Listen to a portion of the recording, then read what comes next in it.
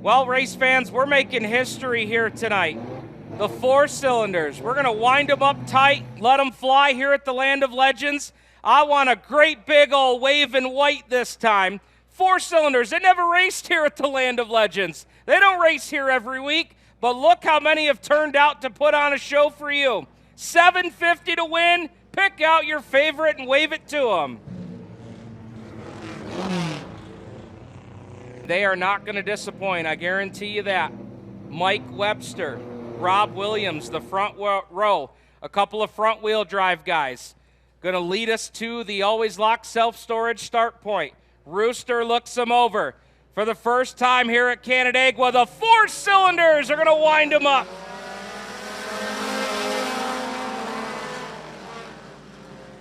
Green lights are on. Rich Conti thought about making it 3 wide in turn number 1. Cracked the throttle, but now we're side by side for the 2 spot, and if Conti goes to the outside, he'll make it 3 wide, but he tucks into line. And out front, the SCDRA 9MM, Rob Williams, gonna lead lap number 1. He talked with Doug Elkins during the redraw tonight and said we're gonna make a couple adjustments here, and he's gotta try and figure out turns 3 and 4, as he struggled a little bit with that in the heat race. And let's see what adjustments to the car and what adjustments he's making in the driver's compartment here, as he'll lead the opening 2 laps. Back to green. Green lights are back on. Williams gets a good jump, and he's bringing Rich Conti with him. Conti down to the inside. Oh, couldn't make a move as Williams shut the door. And now here comes Jeremy Bunn getting that rear-wheel drive Mustang whipped up in the 81 machine just outside of the top 5, now trying to break into the top 5, and he'll do so. He'll get around Rung in the 24, now he'll get around Webster in the 315. Man, look at your top 3. Throw a tablecloth over him as Whiteside gave Williams a shot in the keister that time off of turn 2. I love it. These guys are racing all over the racetrack right now. As Conti will take the 2 spot away from Whiteside in the 46. Battle here for position number 2 as Whiteside crosses him over. Whiteside back down to the bottom. And now Jeremy Bunn going to try to get that run off the top of turn 3 and carry his momentum all the way around the racetrack.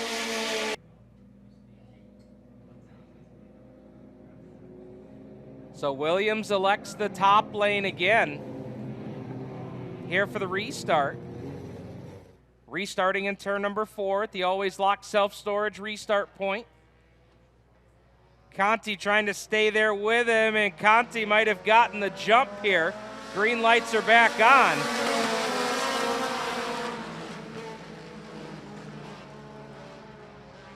And Conti trying to move up the racetrack. Meanwhile, here comes Bunn up to 4, right to the back bumper of Whiteside. And now Cole Soucy moves into the top 5, the driver out of Ransomville. And now we're at the halfway point. 10 in, 10 to go. Rob Williams, hold on to it. Rich Conti will get around Gorgonzola in the 04. Whiteside will work around him as well. Bunn working the outside lane all the way around 3 and 4. Trying to get a run on Whiteside, and he's got it. Jeremy Bunn goes to the 2 spot here with 3 to go. Next time by, they'll get the popsicle stick signal, and Jeremy Bunn, I think he finally figured out a line in 3 and 4 that he can make work here, but can he close the gap? 2 laps to go here from the Land of Legends. Rich Conti, who took the lead of this race at the halfway point on lap number 10, now trying to hold on to it here on lap number 18, and Bunn closes the gap off 2 again. But right there at the center point of the back straightaway is where the front wheel drive gets a little bit extra power, upwards of 200 and 300 horsepower on those front wheel drive cars. And here we go, white flag, half a mile to go here from Canandaigua.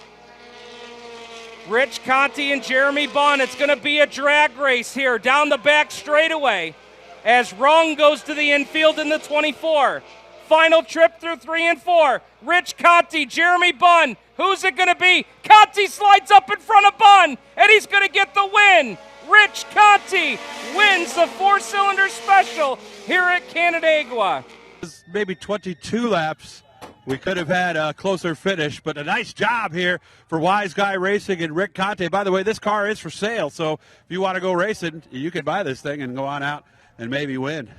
Man, that looked like a lot of fun. That was a great race out front. The bottom line was the line where we had to be down there in order to catch any type of grip, and there still wasn't any down there. I just knew that I had to go down there. Everybody was drifting up, coming through the middle of the track. I knew the lower I go, the faster I'll be, so that's what I did. Did you know somebody was coming up on you? That 81 was on your tail? I felt him on the last lap. That was about it. Okay. So maybe good it was 20 laps, not 25. Huh? Oh, yeah. I was hoping for 15, but we'll take the 20.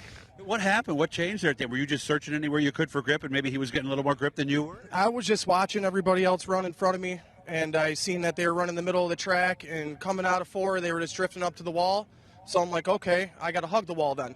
Okay. As soon as I did that, the car just lit right up, and that was it. That's all I had to do. So that is the standard Canandaigua line in turn 4. Get as close to that barrier as you can, so that's what you were doing? That's exactly what I was doing.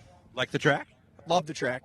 Be back, hopefully. I mean, you guys put on a heck of a show. Hope we see you again. Absolutely. Can't wait. Nice job, man. I'm happy for you. Thank you very much. Ladies and gentlemen, Rick Conte, your 4-cylinder winner. How about this, huh? These 4-cylinders put on an amazing show here tonight. And again, these are not your father's 4-cylinders. Several of these cars are in the type 200 horsepower range.